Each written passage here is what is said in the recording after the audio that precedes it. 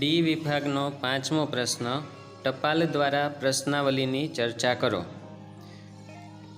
આદર્શ પ્રશ્નાવલી તૈયાર કરી એટલે કે આપણે આગળ આદર્શ પ્રશ્નાવલીના લક્ષણો જોયા એ મુજબની પ્રશ્નાવલી પહેલાં તૈયાર કરીએ છીએ। ત્યાર પછી જેમની પાસેથી આપણે માહિતી મેળવવાની છે તેવા ઉત્તરદાતાને આપેલ સમય મર્યાદામાં એટલે કે આપણે પ્રશ્નોના ઉત્તર આપવાની કોઈ સમય મર્યાદા નિશ્ચિત કરીએ છીએ કે 1 વીકમાં કે 10 દિવસમાં કે એમ ચોક્કસ સમય મર્યાદામાં ઉત્તર આપીને પરત મોકલવા એવી વિનંતી કરીએ છીએ। તો પ્રશ્નોની સાથે ચોક્કસ સમય મર્યાદામાં પ્રશ્નોના ઉત્તર લખી અને પાછા મોકલવા એવી વિનંતી સાથે ટપાલ દ્વારા પ્રશ્નાવલી મોકલવામાં આવે છે। સાથે સાથે એક કોરું પરબીડિયું કે જેના ઉપર આપણું પોતાનું સરનામું લખેલું હોય એટલે ઉત્તરદાતાને એડ્રેસ લખવાનું નથી રહેતું, પણ એ કવરમાં પોતે લખેલા ઉત્તર લખી અને એ કવરની અંદર પેક કરી અને પોસ્ટ જ કરવાનું રહે છે। તેમાં આપણું પોતાનું એડ્રેસ પણ પહેલાંથી લખેલું હોય અને જરૂરી યોગ્ય ટિકિટ પણ પહેલાંથી ચોંટાડેલી હોય એવું એક કોરું પરબીડિયું પણ ટપાલમાં સાથે મોકલવાનું છે। હાલના સમયમાં મોબાઈલ દ્વારા કે ઈમેલ દ્વારા પણ પ્રશ્નોના જવાબ મંગાવવામાં આવે છે। ઈ વિભાગનો 9મો પ્રશ્ન છે ટપાલ દ્વારા પ્રશ્નાવલીની રીતના લાભ ગેરલાભની ચર્ચા કરો। સૌથી પહેલાં આપણે લાભની વાત કરીએ તો વિશાળ ક્ષેત્રમાંથી માહિતી એકત્રિત કરવાની હોય તો દરેક જગ્યાએ રૂબરૂ જવામાં ખર્ચ સમય વધી જતા હોય છે, તો ત્યારે આ ટપાલ દ્વારા પ્રશ્નાવલીની રીત ઉપયોગી બને છે। આ ઉપરાંત આ રીત ખૂબ જ સરળ છે અને ઓછા ખર્ચે વધારે માહિતી મેળવી શકાય છે। કેટલાક ક્ષેત્રો એવા હોય છે કે જ્યાં ટેલિફોન દ્વારા પણ સંપર્ક સાધવાનું શક્ય બનતું નથી અને વ્યક્તિગત મુલાકાત પણ શક્ય નથી બનતી, તો એવા ક્ષેત્રો માટે પણ ટપાલ દ્વારા પ્રશ્નાવલીની રીત દ્વારા આપણે માહિતી મેળવી શકીએ છીએ। ગેરલાભની વાત કરીએ તો જ્યારે ઉત્તરદાતા અશિક્ષિત હોય એટલે કે અભણ હોય અને સહકારની ભાવના ન ધરાવતા હોય તો એ ઉત્તર આપતા નથી, તો આ રીત ઉપયોગી નથી નીવડતી। ક્યારેક ઉત્તરદાતા તરફથી ખોટી કે અધૂરી કે જવાબ આપ્યા વગરની જ પ્રશ્નાવલી પાછી મોકલી આપવામાં આવતી હોય છે। ઉત્તરદાતાની આળસના પરિણામે પ્રશ્નાવલી ગેરવલ્લે જવાની કે માહિતી મેળવવામાં વિલંબ થવાની શક્યતા રહે છે। આપણે ટાઈમ લિમિટ સેટ કરેલી હોય કે 1 વીકમાં પ્રશ્નોના ઉત્તર પાછા મોકલવા, પણ ઉત્તરદાતા છે એ પોતાની આળસના કારણે મોડા મોકલે એવું પણ બનતું હોય છે। કેટલીક વખત પ્રશ્ન સમજાતો નથી, તેમનું અર્થઘટન નથી કરી શકતા, તો પ્રશ્નનું ખોટું અર્થઘટન થવાની શક્યતા પણ રહે છે। ડી વિભાગનો 6થો પ્રશ્ન છે આગણક દ્વારા પ્રશ્નાવલીની ચર્ચા કરો। આ રીતમાં આગણકો પોતે ઉત્તરદાતાને રૂબરૂ મળે છે, જેમાં આપણે આગળ પ્રત્યક્ષ રીતની વાત કરી હતી, અને પ્રશ્નોના જવાબ મેળવે છે। પ્રશ્નાવલીમાં પ્રશ્નોના જવાબ આગણક પોતે પોતાના હસ્તાક્ષર દ્વારા લખે છે, એટલે કે ઉત્તરદાતાને પ્રશ્નોના જવાબ લખવા આપવાનું નથી। ઉત્તરદાતા માત્ર ઉત્તર આપશે અને આગણક પોતે એ ઉત્તરોને પોતાના હાથે પ્રશ્નાવલીમાં લખશે। અગાઉની રીત અને આ રીતમાં તફાવત એટલો છે કે અગાઉની રીતમાં ઉત્તરદાતાને પ્રશ્નાવલી ટપાલ દ્વારા મોકલવામાં આવતી હતી, જ્યારે અહીંયા પ્રશ્નાવલી આગણક પોતે રૂબરૂ ઉત્તરદાતા પાસે જાય છે અને પ્રશ્નાવલીના પ્રશ્નો પૂછી અને જવાબ લખે છે। અહીંયા આગણકો ઉત્સાહી, વિનયી, પ્રામાણિક અને તેના કાર્યમાં કુશળ હોવા જોઈએ, જેથી કરીને ઉત્તરદાતાને એ પ્રશ્નોને અનુરૂપ અને પૂરક જાણકારી પૂરી પાડે અને પ્રશ્નોના સાચા જવાબ મેળવી શકે। અહીંયા આગણકે ઉત્તરદાતા સાથે કોઈ પણ જાતના બિનજરૂરી વિવાદમાં ઉતરવાનું હોતું નથી કે ઉત્તરદાતાની માનહાનિ ન થાય તેનું પણ ધ્યાન રાખવાનું હોય છે, એટલે કે ઉત્તરદાતા સાથે મિત્રતાભર્યું વાતાવરણ સર્જી અને ઉત્તરો મેળવવાના હોય છે। ઈ વિભાગનો 10મો પ્રશ્ન છે આગણકો દ્વારા પ્રશ્નાવલીની રીતના લાભ ગેરલાભની ચર્ચા કરો। સૌથી પહેલાં આપણે લાભની વાત કરીએ તો યોગ્ય આગણકોની પસંદગી કરીને ઉત્તરદાતા પાસેથી પૂરી, સાચી અને વધારે યોગ્ય માહિતી મેળવી શકાય છે। જ્યારે ઉત્તરદાતા અશિક્ષિત હોય કે સહકાર આપે નહીં તેવા હોય ત્યારે પણ ઉત્તરદાતાને યોગ્ય ખુલાસો આપી અને યોગ્ય માહિતી મેળવી શકાય છે. પ્રશ્નાવલી ગેરવલે જવાનો કે પ્રશ્નાવલીના પ્રશ્નોની અધૂરી માહિતી મેળવવાનો પ્રશ્ન ઉપસ્થિત થતો નથી, કારણ કે અહીંયા આગણક પોતે પ્રશ્નો વાંચે છે. જો અશિક્ષિત ઉત્તરદાતા હોય તો પણ તેને પ્રશ્નો સમજાઈ જશે. મળેલી માહિતી વધારે વિશ્વસનીય હોય છે. ગેરલાભની વાત કરીએ તો કેટલીક વખત પૂરતા પ્રમાણમાં નિષ્ણાત આગણકો મેળવવાનું મુશ્કેલ કામ હોય છે. મોટી સંખ્યામાં આગણકોને નીમવામાં આવે તો એ દરેકને મહેનતાણું ચૂકવવાનું થાય છે, જેથી કુલ ખર્ચમાં પણ વધારો થાય છે. તપાસ માટે બિન તાલીમબદ્ધ આગણકોને તાલીમ આપવાનું કાર્ય મુશ્કેલીભર્યું છે. આ ઉપરાંત તાલીમ મેળવ્યા પછી પણ એ આગણકો કુશળતાપૂર્વક પ્રામાણિકતાપૂર્વક કામ કરશે તેવું માની લેવું વાજબી નથી. તેથી તેમના દ્વારા મળેલી માહિતી શંકાસ્પદ બની જાય છે.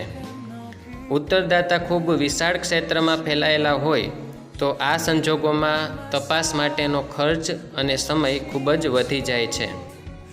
આગણકોએ માહિતી આપનાર સાથે તેમના અનુકૂળ સમયે મળવું પડે છે. કેટલીક વખત એક જ ઉત્તરદાતા પાસે 2 થી 3 વખત પણ મુલાકાત લેવી પડે છે, જેથી નિર્ધારિત સમયમાં ઉત્તરો મેળવવા શક્ય બનતા નથી. ઈ વિભાગનો ચોથો પ્રશ્ન, ગૌણ માહિતી મેળવવાની રીતની ચર્ચા કરો. સરકારી પ્રકાશનો એ ગૌણ માહિતી માટેનું મહત્ત્વનું પ્રાપ્તિ સ્થાન છે. કેન્દ્ર સરકાર અને રાજ્ય સરકાર કેટલીક માહિતી નિયમિત પ્રસિદ્ધ કરે છે. ઉદાહરણ તરીકે વસ્તી ગણતરીના અહેવાલો, કૃષિ વિષયક આંકડા વગેરે સરકારી પ્રકાશનોમાંથી મળી શકે છે. જીવન વીમા નિગમ, રાજ્ય વિદ્યુત બોર્ડ જેવી અર્ધ સરકારી સંસ્થાઓ તરફથી તેમના પ્રકાશનો દ્વારા પણ માહિતી પ્રસિદ્ધ થતી રહે છે. સંયુક્ત રાષ્ટ્ર સંઘ, United Nations Organization, World Health Organization જેવી આંતરરાષ્ટ્રીય સંસ્થાઓના પ્રકાશનો દ્વારા પણ માહિતી મળી રહે છે. વિવિધ યુનિવર્સિટીના પ્રકાશનો, નગરપાલિકા અને જિલ્લા પંચાયતના અહેવાલો વગેરેમાંથી પણ માહિતી મળી રહે છે. જુદા જુદા મેગેઝિન્સ અને ન્યૂઝપેપરમાંથી પણ ગૌણ માહિતી મળી રહે છે.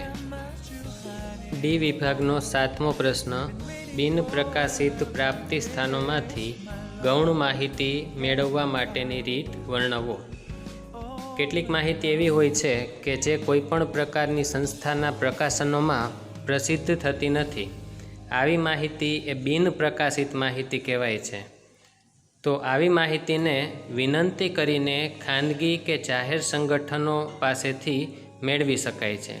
દાખલા તરીકે કામદારોનો પગાર, તે કેટલા સમયથી નોકરી કરે છે, તેમનું શૈક્ષણિક સ્તર, ખાનગી અને જાહેર ક્ષેત્રની કંપનીઓમાં મ્યુચ્યુઅલ ફંડ દ્વારા થતું રોકાણ, જુદી જુદી યુનિવર્સિટીના PhD મહાનિબંધ વિશેની માહિતી. આ બધી માહિતી કોઈપણ પ્રકારના પ્રકાશનોમાં પ્રકાશિત થતી નથી, પરંતુ જે તે સંસ્થાઓ પાસેથી રિક્વેસ્ટ કરી અને મેળવવામાં આવતી હોય છે. ઈ વિભાગનો 11મો પ્રશ્ન, ગૌણ માહિતીનો ઉપયોગ કરતી વખતે કઈ બાબતોની સાવચેતીઓ રાખવી જોઈએ. તો સૌથી પહેલાં ગૌણ માહિતીનો ઉપયોગ કરતાં પહેલાં એ માહિતી કોણે મેળવેલી છે, ક્યાંથી મેળવેલી છે એ ખાસ જોવું જોઈએ. કારણ કે ખાનગી સંસ્થા દ્વારા તૈયાર કરાયેલી માહિતી ઓછી વિશ્વસનીય હોય છે. ખાનગી સંસ્થાઓ પોતપોતાના પૂર્વગ્રહો અને વિચારસરણી અનુસાર માહિતી એકત્રિત કરતી હોય છે. ગૌણ માહિતી મેળવવાનો હેતુ અભ્યાસના હેતુ સાથે સુસંગત હોવો જોઈએ, અન્યથા આવી માહિતી બિનઉપયોગી બની જાય છે. એકત્રિત કરેલી માહિતી ખૂબ જૂની ન હોવી જોઈએ. તે અત્યારના સમયગાળા સાથે બંધ બેસતી હોવી જોઈએ. દાખલા તરીકે જુદી જુદી વસ્તુઓના ભાવ સમયાંતરે બદલાતા હોય છે.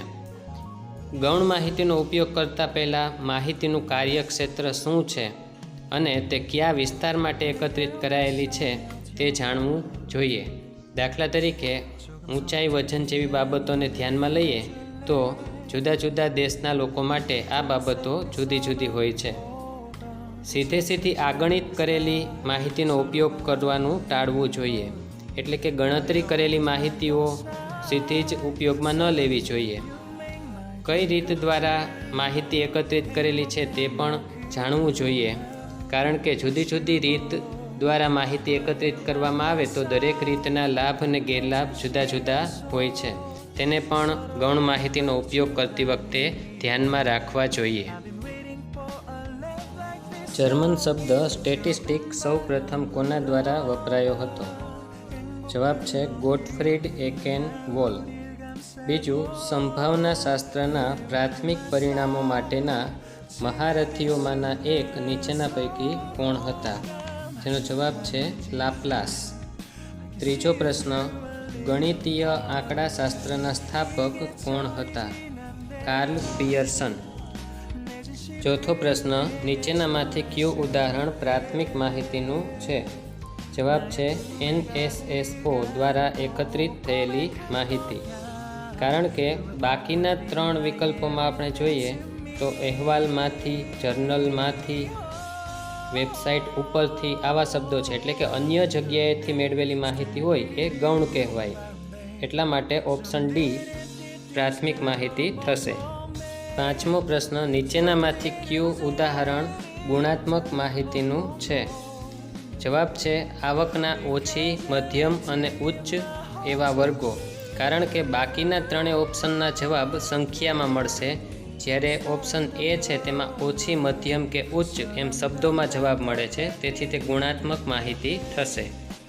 છઠ્ઠો પ્રશ્ન, ગૌણ માહિતી માટે નીચેના પૈકી કયું વિધાન સાચું છે? ઓપ્શન બી, કાળજીપૂર્વક ચકાસણી કર્યા બાદ જ ઉપયોગમાં લેવી જોઈએ, કારણ કે આ માહિતી અન્ય વ્યક્તિઓએ કે સંસ્થાઓએ મેળવેલી હોવાથી ઓછી વિશ્વસનીય હોય છે. પ્રાથમિક માહિતી માટે નીચેના પૈકી કયું વિધાન સાચું છે? જવાબ છે એ, પ્રાથમિક માહિતી ગૌણ માહિતીની સરખામણીમાં હંમેશા વધારે ભરોસાપાત્ર છે, કારણ કે સંસ્થા કે આગણક એ જાતે રૂબરૂ મેળવેલી માહિતી હોય છે. આઠમો પ્રશ્ન, નીચેના પૈકી કયું વિધાન સાચું છે? ઓપ્શન એ, પ્રત્યક્ષ તપાસ દ્વારા મળતી માહિતી વધારે ચોકસાઈ ભરેલી હોઈ શકે છે, જે સાચું છે. નવમો પ્રશ્ન, માહિતી આપનારના અંગત લક્ષણો બાબતની પૂરક માહિતી મેળવવા માટેની યોગ્ય પદ્ધતિ નીચેનામાંથી કઈ છે? જેનો જવાબ છે રૂબરૂ તપાસ. 10મો પ્રશ્ન, તપાસ હેઠળની વ્યક્તિઓની સંખ્યા વધારે હોય અને તેઓ વિશાળ ક્ષેત્રમાં ફેલાયેલી હોય ત્યારે કઈ પદ્ધતિ વધારે ખર્ચાળ નીવડી શકે છે?